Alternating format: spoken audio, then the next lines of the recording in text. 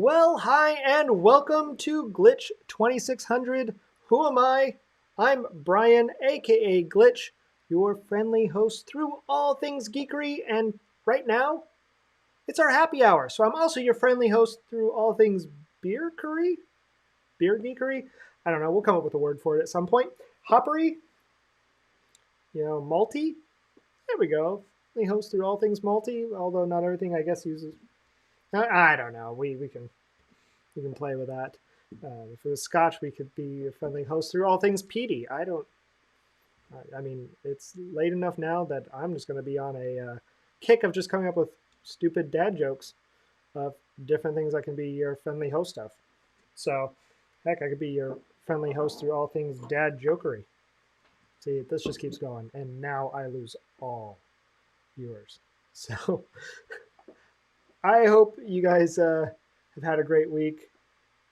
If you're new here, say hi. Let us know you're out there. Otherwise, you should know we did have our Geek Out ahead of time. Geek Outs are just our way every 2 weeks to open it up that if you have a geek question that you don't have a geek to ask, I'm your geek, and you can ask those questions and get them answered live on the air. If you don't want to type it out, we can even bring you on live and you don't even have to show your face. You can just speak to me and you can ask your question that way. So whichever way you're comfortable, and even if you're not comfortable doing it while we're live, just keep in mind you can come to us on any of our mediums. That cool one called YouTube. You can go to any of our videos, type Q, and then your question, and we will answer them. Preferably pop it to a Geek Out one, even if it's a past one, just because it's easier. But if you have a question on anything, pop a Q in front, do that. Otherwise, find us on any of the social medias at Glitch2600. So it doesn't just have to be Facebook. It could be Instagram, Clubhouse. I mean, if it's out there, if we're not there, we'll get there. But pop that on there. That's where you can ask those questions. And we are happy to answer them live and tag you back or send you a message to let you know, hey, we answered your question. So you don't actually have to be here to do it. Prefer that you are because we love to talk to you. But even during these happy hours that we do once a month, where we kind of geek out on craft beer, we used to cover them more, but I got to keep track of, my figure. So maybe we shouldn't have so much of it. But so we do this now once a month. And it's just another way for us to geek out, but now with refreshments and to talk about craft beers, and whether they're Iowa craft beers, which I do think have some of the best craft beers out there, or they can be anywhere around. We can also talk scotches and other. But having said that, I think we should talk about this specific one from Omnipollo. In fact, let's just pop on over and pop that up. But it's the Omnipollo Maz, which is an oat pale ale, which is 5.6 ABV. This is brewed by Omnipollos in Connecticut, and it's, like I said, 48 IBU, which International Bitterness Unit, I don't 100% subscribe to that because, like I said, in past ones, when you have stuff like your hazies, they might have a higher IBU, but they taste kind of fruity. This is a pale ale. Maz was formerly known as Mazarin, and it's a take on the Thinker's beer, or on a Thinker's beer.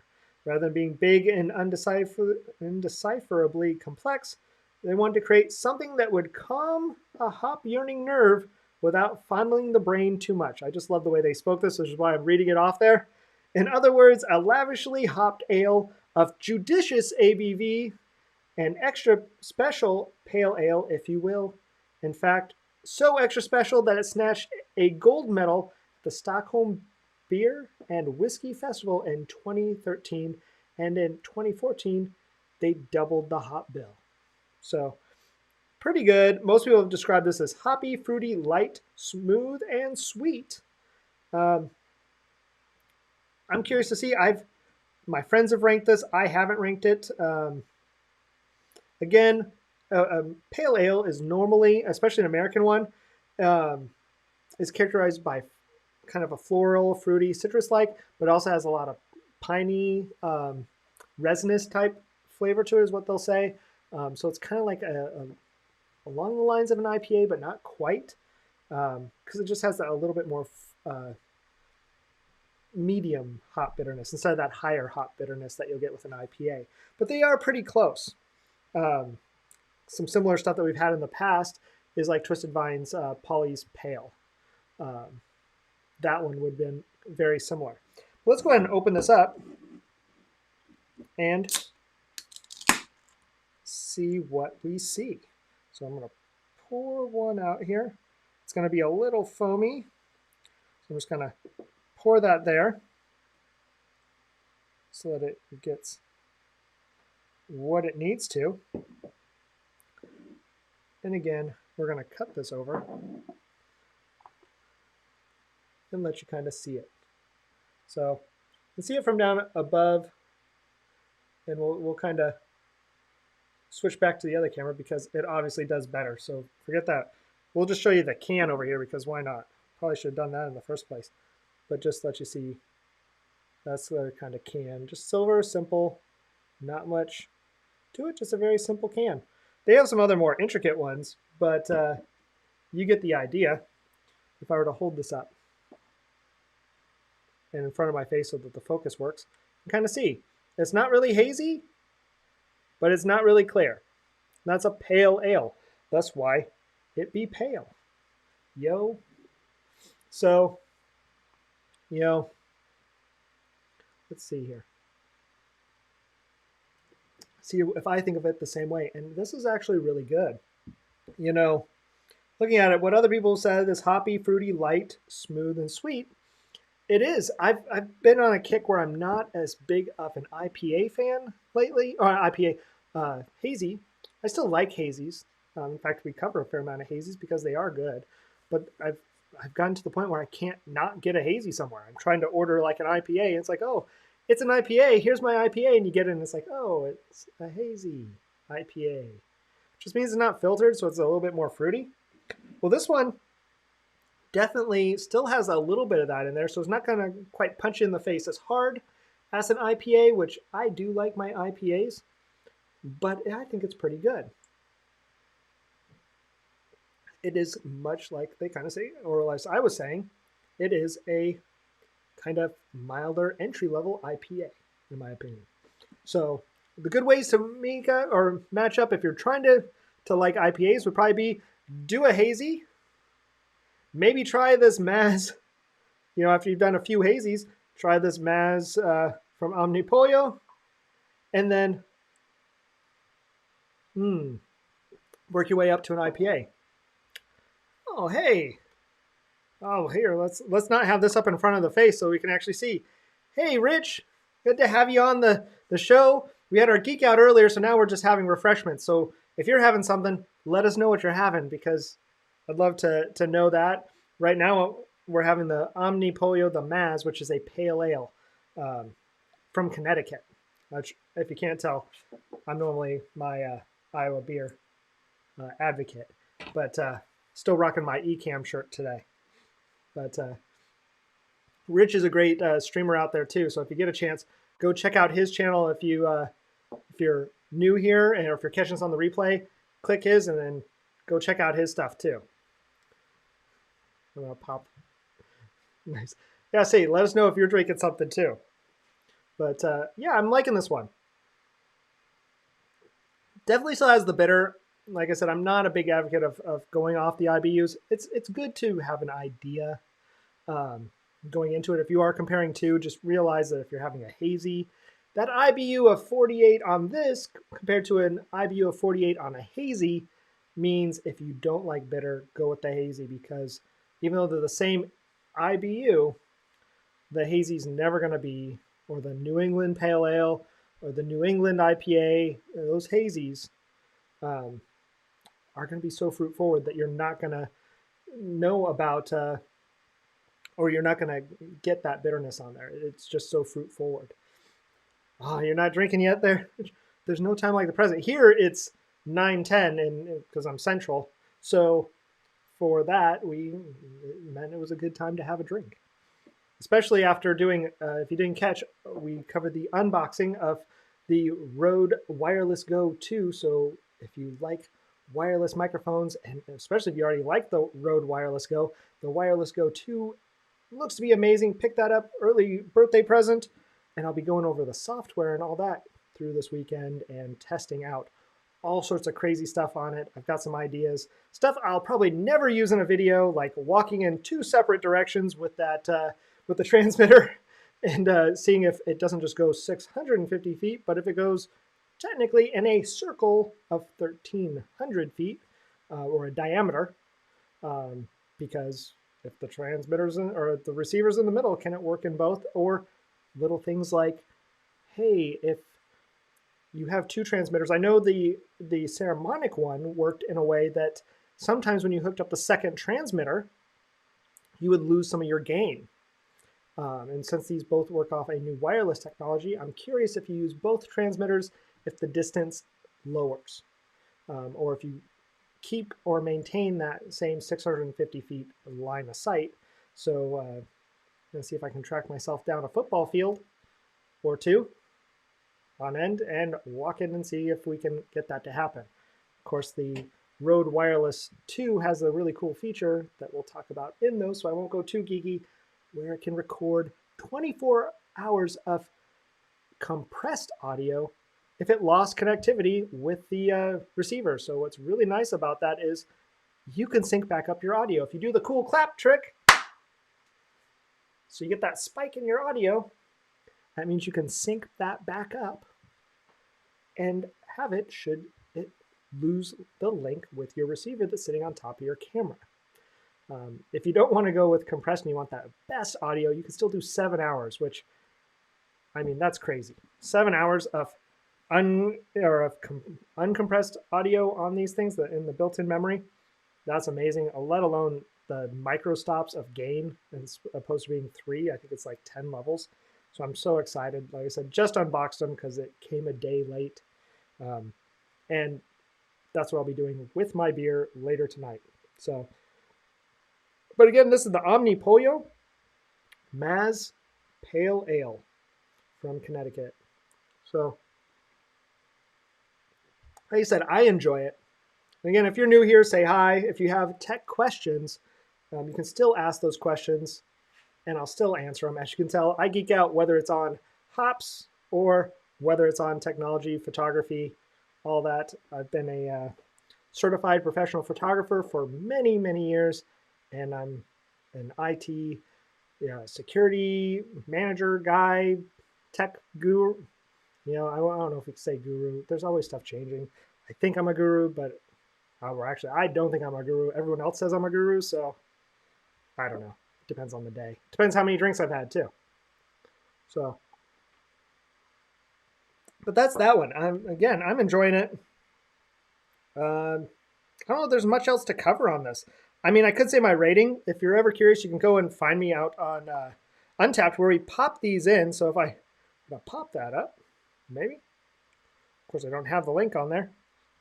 For to go to the full background, you can just go find me on the Untapped using the link below there. Otherwise, you can just find me there using the @glitch2600. Let's see if I can bring that. There we go. Helps if I remember how to hit the buttons. But again, that's how you can find us there. We have a Glitch Happy Hour on there where we used to go a little bit more in depth on there, but didn't want the Geek Show to always be about beer. But we have another one to cover. So let me grab that out of the fridge when we walk down to the basement.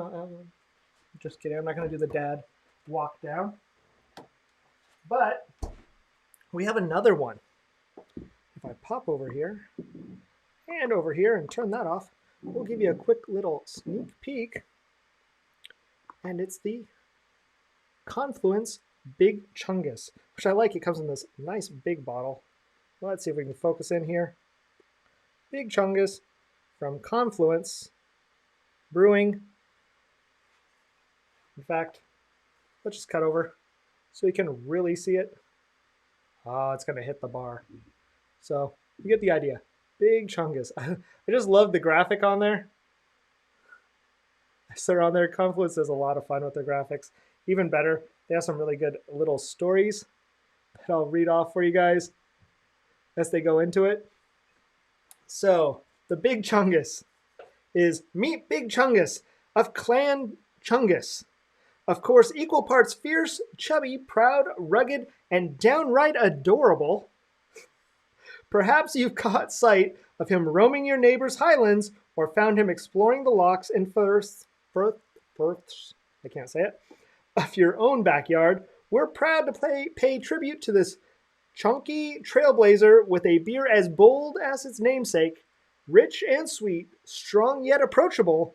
This Scottish-style wee heavy ale is sure to encourage tall tales to be told and new legends to be born. So don your kilt, grab your claymore, and raise a toast to the most charming beast around, Big Chungus. Which, like I said, I just find that funny because it's just how they are. And this one, they don't have the IBU. It is an 11.5 ABV beer. So, it is a little bit on the boozy side. In fact, people have described this one as malty, sweet, smooth, full, and dark. As a wee heavy, it's a Scottish ale that's overwhelmingly malty with a rich, dominant, sweet malt flavor and aroma. I mean, if you know a wee heavy in a Scotch ale, you pretty much just know that it's going to have that caramel color, and you might get a light smoked peat flavor. I mean, it's Scottish. So if it's Scottish, it's got peat. I mean, if that's what they're going to say. Now, it had a nice little wax thing on top. I'm going to tell you a quick trick that I've learned now that I've taught myself, because I've gone to town and just tore up these things before. And you can kind of see on here, this one, if we cut, came off relatively clear because I did a little trick. And with that, what I did, instead, as I'll show you, we take the knife on here, and instead of cutting at the top, which you'll see there's a line because I did that at the very end, but instead I did a circle around, all the way around, following this line right here, as close as possible. But then I did a second one right down lower. And what did that do? It gave me a pull tab that then just left a little piece on top. You can kind of see how it sat on there. And so then after that, because it was still stuck, I just put a cross line through and then one line, and it came right off. So way easier than just tearing away at it and hacking away. I will tell you, if you have the same type of thing with a wine bottle, don't try to cut it off. Rookie move, rookie trick, because I've done that until my friends at Wine Styles told me once and showed me once. Open up your wine thing, go down through the top, and just pull it through the wax because it's stronger than that. Your torque is going to be able to pull that out, and you don't have to mess with it. And then I cut some of the wax off to make it easier to pour, but that's it. So that's what I did to get this one open. And yeah, way easier than what I was doing in the past. So we're going to get this one open. And luckily, it's not so bad that it's going to spill out everywhere. We're going to get a little pour going. And get that one all set. So let's get that a little bit more going on there. All right. It's had a nice chance to settle down now. So we're going to cut on over through, hit our little cut. So hopefully you can see through here. It might be a little dark to see. But a little top-down view. This one you can see into it a little bit better because it's not going to bubble up quite the same. But if we cut back over to the main camera, hold this up to the light. Come on and focus. Focus. There we go. You can see it's relatively dark. If I shine a light through it, you get a little bit more of that malty brown color with just a hint of red. But it's mostly that malty brown. It's not nearly as dark as it's shown. You can kind of see it back here. You can see through on that kind of edge right over there. And that's what a wee heavy. Oh, and that's pretty good. I do like that one. Let's see what other people describe that. But they called that one malty, sweet, smooth, full, and dark. I guess that is the best way to kind of describe this one. Normally I can say other things on there on the flavors, but they kind of covered it because I do see a little bit of that peat right on the end. You get that slight smoky, like earthy flavor to it. And Confluence is a really good Iowa brewery that's done some amazing stuff this last year through the pandemic. They released close to 100 beers, 76 new beers, and then close to 100 total beers this last year, and that they were doing 2-3 a week almost. Some really cool stuff. I'm kind of sad. One of our favorite beers, 50's Dad, was a barrel aged, and it just kind of had a little bit of a fungus part that they caught early because they're really, really meticulous on it. But unfortunately, that meant they either have to brew another batch or change. But they do some really good ones. They have some Spy Sides and a few other ones. But they're a really solid brewery in downtown Des Moines.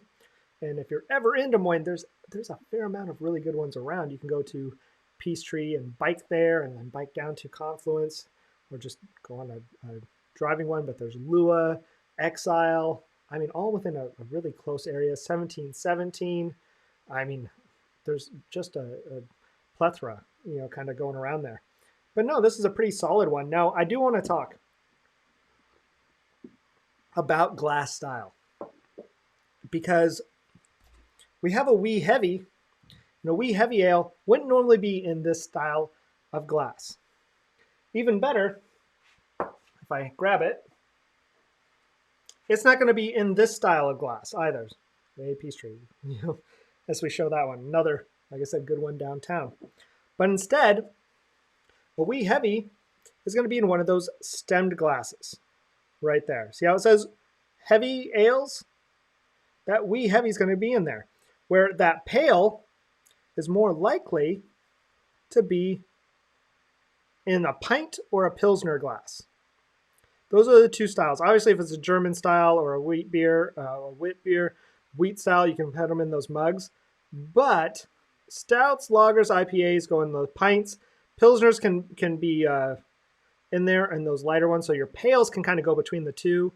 But otherwise, those ones like those double IPAs, those hazies, are best in that stemmed glass. If I cover back up my face. Or those wee heavies in those stemmed glasses. So a good one to have this one in. I grab and go off screen is to actually put it in the Confluence glass. Which what I love about this is if you go there for a tour, it actually, if I block my face maybe so that the focus works better. There you go. You can see they put the process of beer making on the back of their glass. How awesome is that? They talk all about it on there. And we have a few different styles. In fact, there's some really cool glasses. Like if you have Chimay has some cool ones that we like here. So I'll be keeping that out so I can have my beer in that properly. But that stemmed glass, the reason why is that these have such aroma and they're so lower carbonated that you want that stem to really bring that flavor note up into it and towards your nose, much like you would with a wine. Certain types of wines, there are wine varietal specific glasses. In fact, I have a set and I used to think it was crap. Till I went to a Riedel class, and I'm not a big Chardonnay fan, and they put it in a glass much like this, and it tasted like water. They put it in a taster glass, and it tasted much like a normal Chardonnay that I'm not a fan with. And then we put it in a Chardonnay glass, and oh my gosh, I actually like Chardonnays. They were great. In fact, I can't drink a Chardonnay the other way half the time. But you put it in a normal wine glass, I still didn't like it. We went back, we poured it back. Different ones. They didn't tell us necessarily what the right glass was. We found out after. That we were all right each time we did it. But a lot of those times, like the Pinots, the way they are, bring it up towards it. So with an IPA or a hazy, where there's that fruit part into it, it's not as carbonated, I want to bring it up through the wee heavies so that, 70% of your taste, I believe that's the graphic, 70, 75% if not, I can lie just convincingly enough that hopefully you believe me, is that 70 to 75% of your taste comes from your smell. If you don't believe me, grab something you don't like to eat or something you don't like to drink, plug your nose, and then drink it. I mean, why do you not like to eat certain foods or you don't enjoy foods as much when you're sick? Especially when you have a head cold. Man, that pizza doesn't taste nearly as flavorful as it used to. Man, this drink. And just imagine how terrible that medicine that you took that was terrible tasting already would be if you had it when you weren't having a plugged up nose. Just keep that in mind. So there's a reason why they say if it's that bad, plug your nose and then drink it, because a large chunk of your taste comes from your nose. So the glass, bringing that to your nose and smelling it makes a big difference. So to me, going back to it, that's just something I like to make sure people know the right glass to put stuff in, because it can make a big difference. But later tonight, if you catch us back on the Untapped, you'll see what we ranked these to. I'm not going to do it live right now because I don't want to waste you guys' time while I do it. I'd rather be curious if you guys think you know what I did, and then go check it. Why not use it as a fun thing there? You can friend me out there too if you want to, and follow the different beers I do at different times. I haven't been posting out there quite as much lately, but I still drink beer. In fact, I have 2 new ones on order for our tap here that I think is going to be really great. I'm really excited. I'm not going to let it out too early because we're going to cover it on a later happy hour. And then here soon, if you haven't already, I produce a podcast called Boozy Banter. We also do one for YouTube called Wine Styles, and they're also in Facebook at Wine Styles West Glen, where we cover different wines. But the Boozy Banter, we cover all different styles of alcohol, and it's a podcast. You can find us on Apple and Spotify, on Anchor. Just look up Boozy Banter. And we just released the episode. It's a 2-parter where part 1, we covered different Japanese whiskeys, which were amazing. Then part 2, we were with, and that was with Mr. Jason Wallace and Tim Grimes, along with our normal hosts, Matt and the other Brian, who's the main Brian there. I'm just the secondary Brian. But Tim Grimes does work with, or he's with Templeton Rye, and that's the second half of it. And that's just, they make some really great whiskeys. Obviously, if you ever learn the difference between Scotch, whiskey, and bourbon. But one of the things I do want to cover in a future one is the slap technique of how to be able to tell the different styles of your whiskey, bourbons, and their grain bills. I didn't think it was a true thing, this kind of slap technique, but it is. So perhaps on a later one, maybe we won't cover it this time. But if you guys would be interested about the slap technique that allows you to kind of not sommelier or wine style, but be an expert in a Scotch or whiskey or bourbon that you've never had before. If you want to know how to pick out its characteristics and look like the smartest person in the room, because I didn't know about it and learned it and felt like I was all of a sudden the coolest person ever. And I learned it watching a live stream actually on it, where the creator, actually it was the creator of this one from Detroit City for their bourbon. Butcher's Cut, they covered it, and then I found on a video or on a Hulu one called Meat, if I remember right. I was watching 2 of them the same night, so who knows? But it is a really cool technique. If you guys would be interested in that, let me know, and I will cover that on the next happy hour that we do once a month, so that we don't confuse our channel with being only about alcohol, even though it's good fun. But again, if you didn't catch it earlier, we did have our Geek Out. We do those Geek Outs every 2 weeks, and that's your live Q&A time. Otherwise, we do different ones. We do a tip or a glitch bite every Monday. We do a glitch bite. We guarantee that you'll get at least one every week, sometimes 2. Like this week, we're going to have quite a few because of the Rode Wireless Go. But we do a glitch bite every Monday where we cover all different tips. We recently talked about how to compress down your video files from 400 meg ones with transparency down to 30 meg and make them still work and stuff like Ecamm. We talked about how to do green screen writing with your iPad. So if right now, if I want to write the ABV out on the screen, we could do that. Tell you the truth, I was being lazy and didn't hook that up tonight. We just talked about how to automatically change your Apple Watch face based on time of day or location. So if you wanted to change when you're at the gym, it would change automatically for you. Or when you're going to work, maybe you want to switch off your Mickey Mouse watch face and to a more business one, and then at 5 o'clock, switch back, or anything like that. There's all sorts of cool automations you can do with the Shortcuts app. And we covered that just recently. If you go to our YouTube page, which you can find here,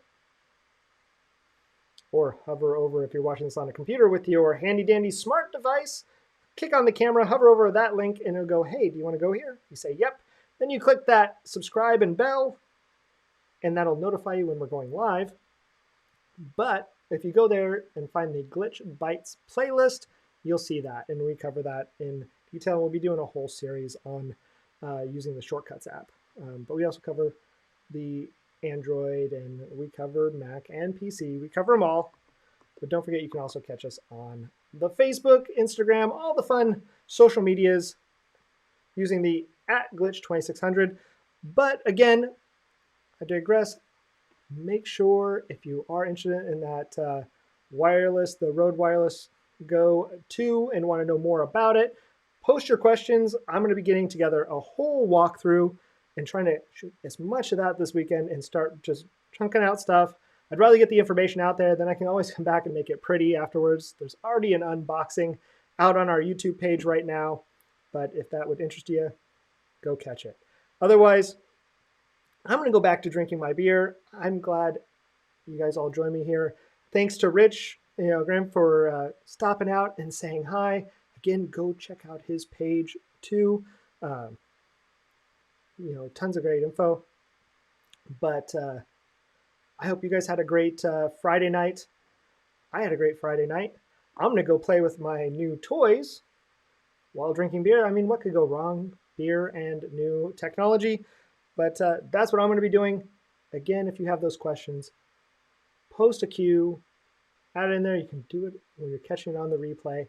Love to answer your technology and what the heck, beer and scotch questions.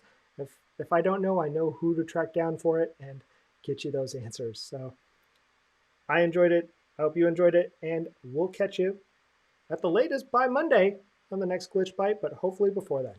All right?